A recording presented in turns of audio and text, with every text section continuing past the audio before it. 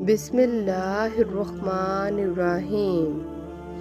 اللہ تعالیٰ نے مسلمانوں کو بعض چھوٹی چیزوں میں بڑی برکت عطا کی ہے۔ بسم اللہ الرحمن الرحیم بھی اسی میں شامل ہے۔ اس آیت کے ذریعہ اللہ تعالیٰ کی غیبی مدد حاصل ہوتی ہے۔ اس چھوٹی سی آیت میں اس قدر طاقت ہے کہ کوئی عام مسلمان اس کا تصور بھی نہیں کر سکتا۔ ہمارے پاس بسم اللہ الرحمن الرحیم جیسی قوت اور طاقت ہونے کے باوجود اگر ہم مایوس ہوتے ہیں، یہ بڑے افسوس کی بات ہے۔ بسم اللہ الرحمن الرحیم کے بڑے فضائل ہیں۔ رسول اکرم صلی اللہ علیہ وآلہ وسلم نے فرمایا کہ مجھ پر ایک ایسی آیت اتری ہے کہ کسی نبی پر سوائے حضرت سلیمان علیہ السلام کے ایسی آیت نہیں اتری۔ وہ آیت بسم اللہ الرحمن الرحیم ہے۔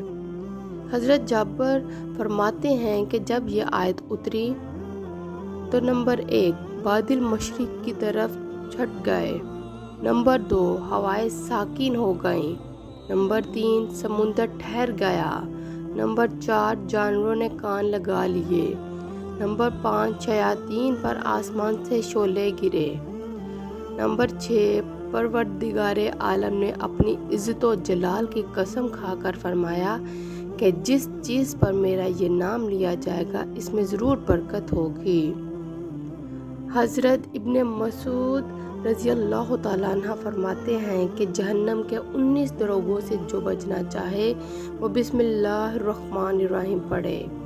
اس کے بھی 19 حروف ہیں اور وہاں فرشتوں کی تعداد بھی 19 ہے۔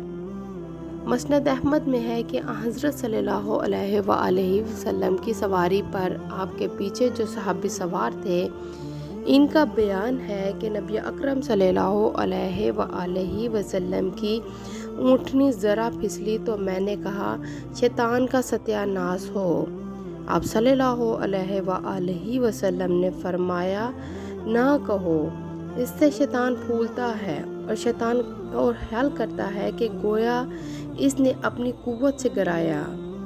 ہاں، بسم اللہ الرحمن الرحیم کہنے سے وہ مکھی کی طرح ذلیل و پست ہو جاتا ہے۔ ایک حدیث میں ہے کہ جس کام کو بسم اللہ الرحمن الرحیم سے شروع نہ کیا جائے وہ بے برکت ہو جاتا ہے۔